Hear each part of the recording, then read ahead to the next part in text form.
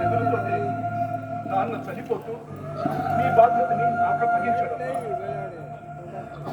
అమ్మ జీవితంలో నీ జీవితం కూడా కాకూడదని నాకు ఊహ తెలిసినప్పటి నుంచి నేను నిన్ను గమనిస్తూనే ఉన్నాను. పార్కులో నీ టోఫెల్ ఎగ్జామ్ గురించి, దానికి కావలసిన డబ్బు సమకూర్చుకునే విధానం గురించి నీ ఫ్రెండ్ జ్యోతితో మాట్లాడటం విన్నాను. నీ ఫ్రెండ్ జ్యోతిని నేను కలిశాను, నువ్వు నన్ను కలిసేలా చేశాను. చూడమ్మా, స్వేచ్ఛ ఉంది కదా అని ఇలా డబ్బు కోసం పార్కుల్లో పరిచయం లేని వాళ్ళతో క్లోజ్ గా మూవ్ అయితే చూసిన వాళ్ళు నలుగురు ఏమనుకుంటారు? నీ అమ్మాయి పని తెగించింది అనుకోరు.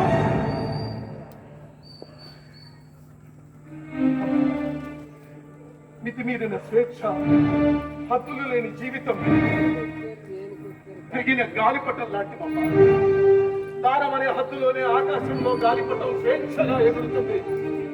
ఆ దారం అనే హద్దే తెగిపోతే గాలివాటానికి ఆ గాలిపటం ఎటుపోతుందో దానికే తెలియక గింగిరా తిరుగుతూ ఏ చెట్టు కొమ్మకో కరెంటు దిగుకో చిక్కుకొని చిరిగిపోతుంది.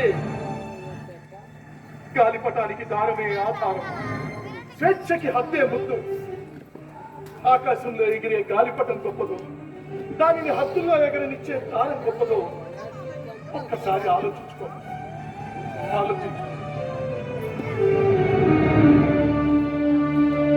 మితిమీరిన స్వేచ్ఛ, పరిమితులు లేని జీవితం తెగిన గాలిపటాలు లాంటివి.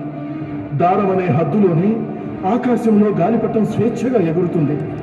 ఆ దారం అనే హద్దే తెగిపోతే ఆకాశంలో గాలివాటానికి గాలిపటం ఎటుపోతుందో దానికే తెలియక తలకిందులైపోయి గింగిరాలు తిరుగుతూ చివరికి ఏ చెట్టు కొమ్మకో కరెంటు తీగకో చిక్కుకొని చిరిగిపోతుంది.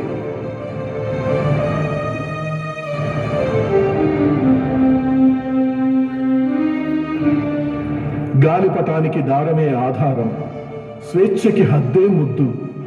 ఆకాశంలో ఎగిరే గాలిపటం గొప్పదో, లేక దాన్ని హద్దుల్లో ఎగరనిచ్చే దారం గొప్పదో నువ్వే ఆలోచించు.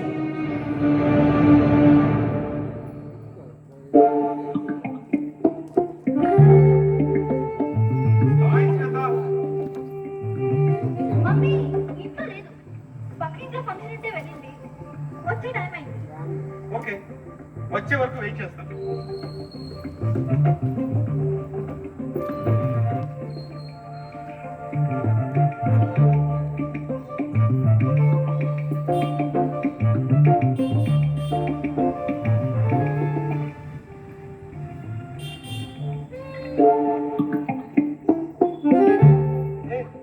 అదేంటి మీ మమ్మీ చేసే పని నువ్వు చేస్తున్నావు?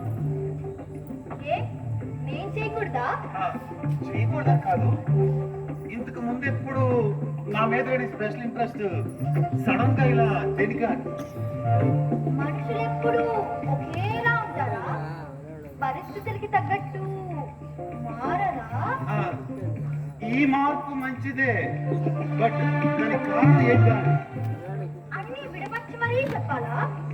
అర్థం చేసుకునే వయస్సు, అనుభవం మీకున్నాయి కదా.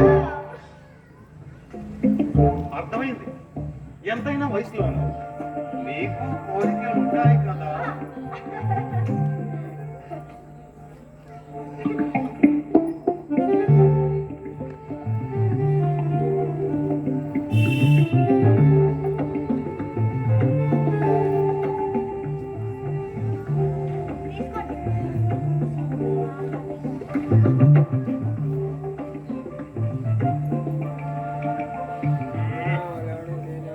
నీటిగా తాగిన మందు ఎందుకో మజా ఇవ్వట్లేదు.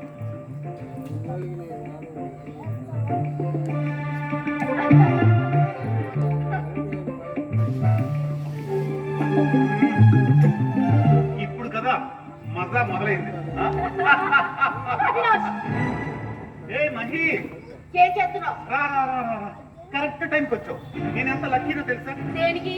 నీలాగే మీ కూతురు కూడా నాతో రిలేషన్ ఇష్టపడుతుంది. అవినాష్ చెప్పేది నిజమేనా? తెలియని వాళ్ళతో కంటే తెలిసిన వాళ్ళతో రిలేషన్ బెటరే కదా మమ్మీ. స్వే, నీ తెలివికి నా హెడ్స్ ఆఫ్. తెలియదు అనుకుందా, తెలిసి తెలియని వయసు. అయినా చదువు మీద ఉండాల్సిన ఆలోచనలు ఇలా పిచ్చిదారులు పడుతున్నాయంటే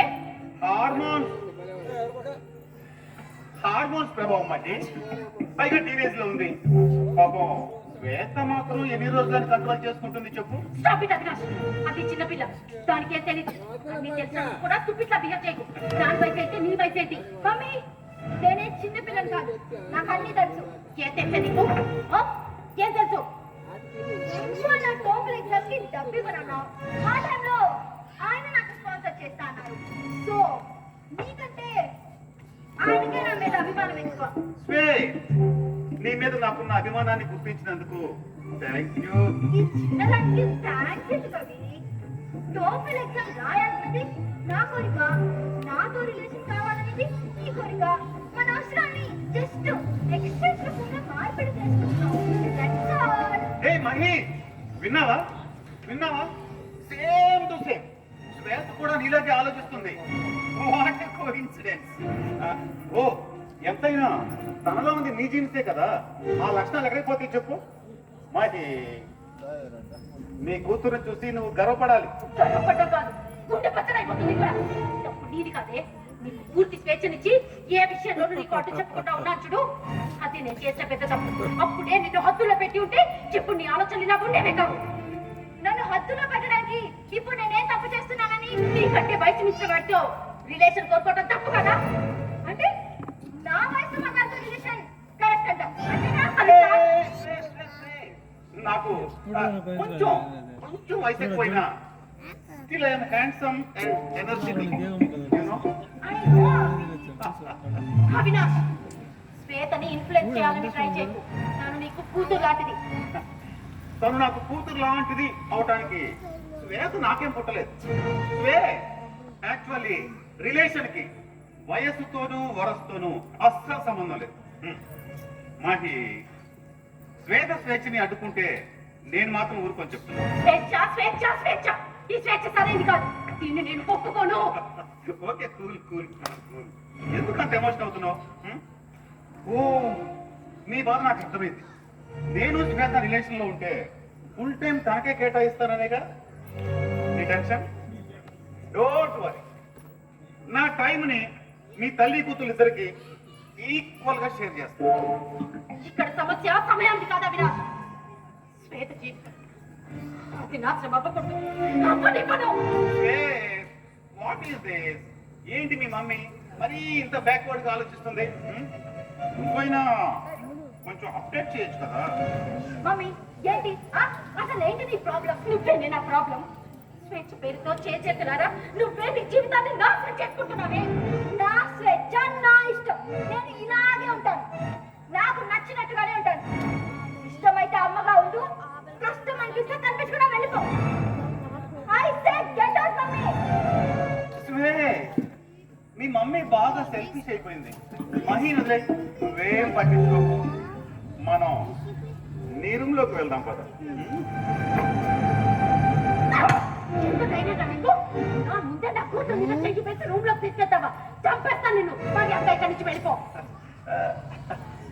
నువ్వు కొట్టినా నాకు కోపం రావట్లేదు మహి. ఎందుకో తెలుసా? లేత శ్వేత శ్వేత లేత అన్నాను, అందుకోపోతున్నాను అన్న ఆనందం ముందు ఇవన్నీ చాలా చిన్నవి, నథింగ్. స్వే, టైం వేస్ట్ అవుతుంది, వెళ్దామా? చెయ్యి తీయరా. నీకే చెప్తుంది, చెయ్యి తీ. స్వే, ఏమైంది? మా అమ్మ కళ్ళు తెరిపించడం కోసమే ఇప్పటి వరకు నీతో క్లోజ్ గా ఉన్నట్టు నటించానే తప్ప నీ మీద మోసతో కాదురా. సీత, నిజంగారా? అవునమ్మా. ఏంటే మీరు? అసలు ఏంటే మీరు? సంతోషం కావాల్సినప్పుడల్లా నన్ను మానవ పదార్థంలా మీ అమ్మ వాడుకుంటుంది. నువ్వేమో మీ మమ్మీని మార్చడం కోసం నన్ను డమ్మీ ఆర్టిస్ట్ చేసి నన్ను రిహార్సల్స్ కి నీ కూతురు వాడేసుకుంది. అసలు అసలు నా గురించి ఏమనుకుంటున్నారే మీ తల్లిదండ్రులు? మీ అవసరాలకు ఉపయోగపడే ప్రాణం ఉన్న మెటీరియల్ లా ఫీల్ అవుతున్నారు నన్ను. నేను మెటీరియల్ కాదు, ఒక మెంటల్ గానే. మహి, నువ్వు ఎప్పుడో ఎక్స్పైరీ డేట్ అయిపోయిన మనిషివి. నేను రోజు నీ కోసం, నీ అందం కోసం ఓ ఎగేసుకుంటూ మీ ఇంటికి వస్తున్నాననుకున్నావా? నో, శ్వేత కోసం.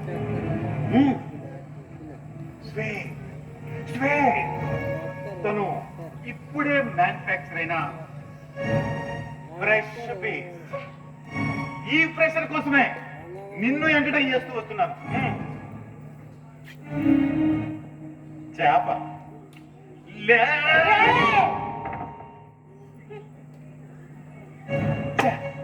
చేతికి చిక్కినట్టు చిక్కి చేసరిపోయింది. Okay, leave it. ఫైనల్ గా ఇప్పుడు ఈ అమ్మ ఆపిన ఈ కూతురు కాదన్నా నేనైతే కమిట్ అయిపోతానబ్బా. రాబే.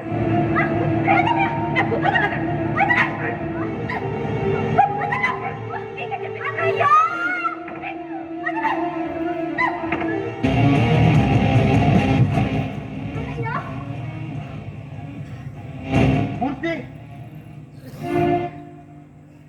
ముమ్మూర్తులా మా నాన్న కొడుకుతో ఉన్న మా అన్నయ్య ఆనంద్. ఇంతకు ముందు నేను మెసేజ్ చేసింది మా అన్నయ్యకే. అన్నయ్య, మాకు మగ దిక్కు లేదని ఈ మగాడు తెగ రెచ్చిపోతున్నాడు. వీడి సంగతి ఏంటో చూడు. ఎవరికి జరిగిన అన్యాయాన్ని వాళ్ళే తిరిగి పూడ్చుకోవాలమ్మా. ఆది పరాశక్తి ఉండేది ఆడవాళ్ళలోనే అన్నది వీడే.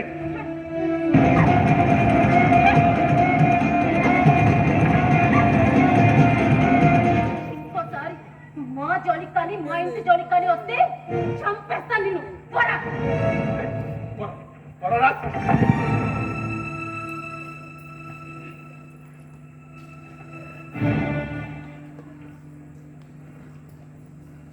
అమ్మా, అమ్మా, అమ్మా, ఇప్పుడు చెల్లెల విషయంలో నువ్వు చేసింది కరెక్టే అయితే మరి ఆ రోజు నీ విషయంలో నాన్న చేసింది కూడా కరెక్టే కదమ్మా. అమ్మా, ఒక ముద్దకు మించి మనం నోరు తెరవలేము. కాలు సాగినంత వరకే అడుగు ముందుకు వేయగలం.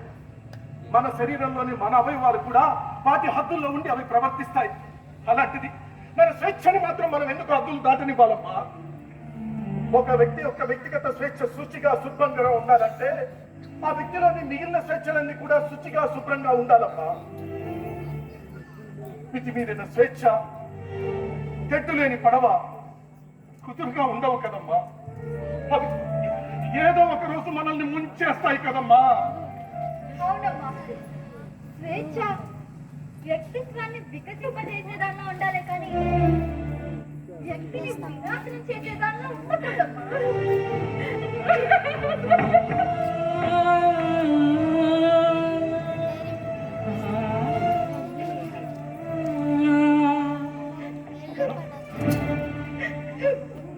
మూర్తి, నేను తప్పు చేశాను. మూర్తి, తప్పు చేశాను. మన సంస్కృతి సంప్రదాయాలను వదిలేసి నీతి నియమాలు తప్పి స్వేచ్ఛ ముసుగులో విదేశీ విష కల్చర్ కి బానిసై బతుకును ముక్కిమారు చేసుకున్నాను. మూర్తి, నువ్వు అన్నదే కరెక్ట్. మనిషి అన్న వాళ్ళకి స్వేచ్ఛలో నిర్ణయాత్మక నియంత్రణ, సంరక్షణతో కూడుకున్న స్వచ్ఛత ఉండి తీరాలి. అప్పుడే మనిషి వ్యక్తిత్వం మహోన్నత శిఖరాలకు చేరుతుంది. లేదంటే నాలాగా పాతాళానికి పడిపోతుంది. I'm really sorry, Murthy. I'm sorry. I miss you, Murthy. Miss you. Miss you, Lord, Murthy.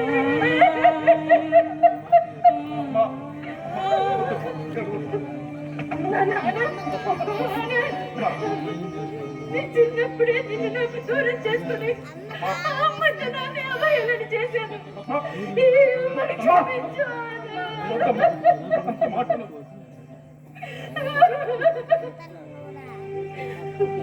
సహజంగా ఎక్కడైనా పిల్లలు తప్పు చేస్తే పెద్దవాళ్ళు సరి చేస్తారు. కానీ ఇక్కడ పెద్దవాళ్ళే తప్పు చేస్తే పిల్లలు దాన్ని సరి చేశారు. తల్లి పేరుకి పిల్ల కొమ్మలు వైద్యం చేశాయి. పేరుకి పిల్లకు మనమై చేసేది. ఇది విశ్వశాంతి కల్చరల్ అసోసియేషన్ హైదరాబాదు వారి నాటిక స్వేచ్ఛ.